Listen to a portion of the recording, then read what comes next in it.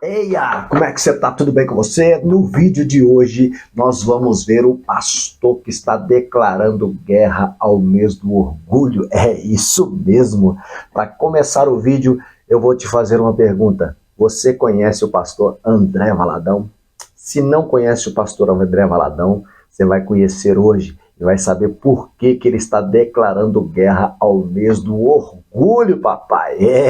Mas antes de começar o vídeo, se você não é inscrito nesse canal, se inscreva, compartilhe o vídeo, curta, comenta e é isso aí, bora pro vídeo, irmão. Bom, o pastor André Valadão, ele nasceu no dia 16 de abril de 1978, é filho do pastor Márcio Valadão, é irmão da Ana Paula Valadão e da Mariana Valadão. Ele é casado com a Cassiane, tem 3 filhos. Hoje ele é o presidente da Lagoinha Global. Há pouco tempo o pai dele fez essa transição aí, passando esse cargo dele para presidente de todas as lagoinhas no mundo. O pastor André Valadão, ele já recebeu medalha da Inconfidência Mineira, ele já foi indicado 2 vezes para o Grêmio Latino, ele é cantor e ele está envolvido em uma polêmica que o negócio está pegando, é fogo, irmão. Esse vídeo vai mexer, hein? Então bora lá pra gente conferir aí o que o pastor André Valadão, o que ele tá cutucando a onça aí com o baracu. Uma criança está sendo levada a movimentar-se sobre a sua sexualidade. Não é possível que um cristão, eu estou falando para crente, não é possível um cristão respeitar um movimento desse. Falou pra crente, hein, irmão? Aceitar. Não é possível. Uma agenda externa onde marcas, bilionários, as redes sociais, elas levantam uma agenda muito forte onde o não crente quer dizer para o crente como o crente tem que viver. Vou repetir. A gente vive um tempo hoje onde o não crente quer dizer para o crente como o crente tem que viver. Isso é verdade, né? Isso é verdade.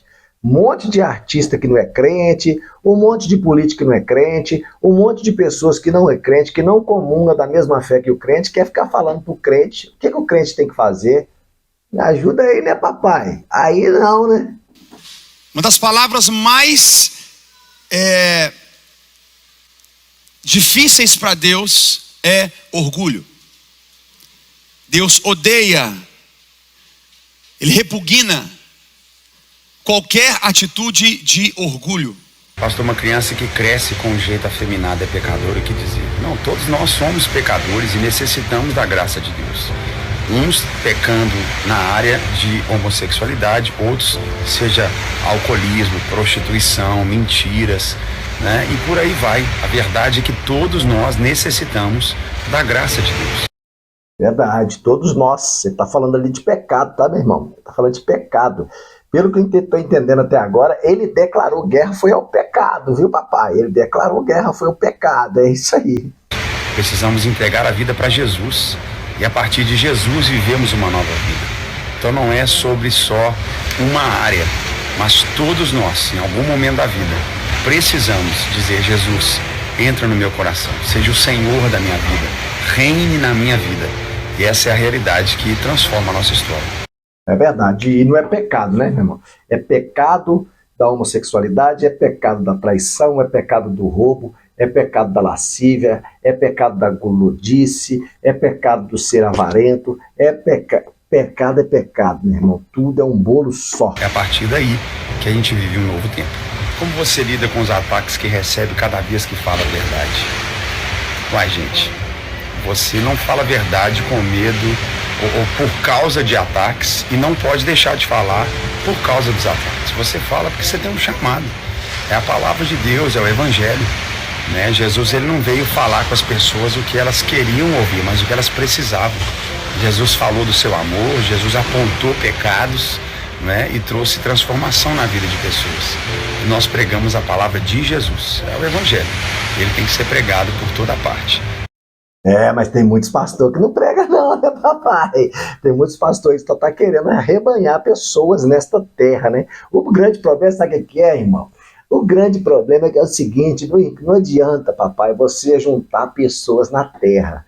O intuito do pastor é levar pessoas para o céu, irmão, não é na terra. Não adianta você ficar juntando pessoa. Aqui na terra, irmão, não vai valer de nada. Você vai chegar lá no céu, gosto da palavra do Carlos Duarte, você vai chegar lá no céu, você pode ter algumas surpresas. Primeiro, você vai chegar lá e falar assim, uai, mas cadê aquele pastor? Cadê ele? Onde ele está? Não está aqui. E vai ter aquela surpresa, uai, o que esse irmão está fazendo aqui? Tem esse aí, irmão. Doa a quem doer, ou aceite aquele que crê. É o evangelho. Sobre lidar com os ataques, o pregador da palavra, o pastor, ele não deve se comprometer, ele tem que anunciar o evangelho pleno. E essa é a minha oração nesses dias. Nesse mês de junho, então, onde existe tanta mensagem e uma agenda, tem que ser pregado o evangelho pleno sobre o que está acontecendo. E aí, pastor? Ele falou, foi para nós aqui, hein? Que eu também sou. Ele falou, vai para nós, hein? Ai. Todo mundo aí pregando, vamos embora. E nesse mês de junho, esse mês de orgulho para muita gente, a gente vai estar falando sobre realidades pecaminosas na palavra de Deus. Aquele que é crente, cristão e vive pela palavra de Deus precisa ter entendimento claro daquilo que Deus abomina, que Deus odeia. Então essa é a primeira mensagem de muitas que vem nesse mês de junho para vocês. O homem já declarou, hein? Mês de junho ele vai estar com a PT de 66 tiros e vai descarregar ela toda no mês de junho. Já falou que agora, papai, que pregação do mês de junho na Lagoinha vai ser desse jeito. Bom, para você que é pastor de Lagoinha, você precisa seguir seu líder, né? Eu conheço pastor que não faz, não, hein?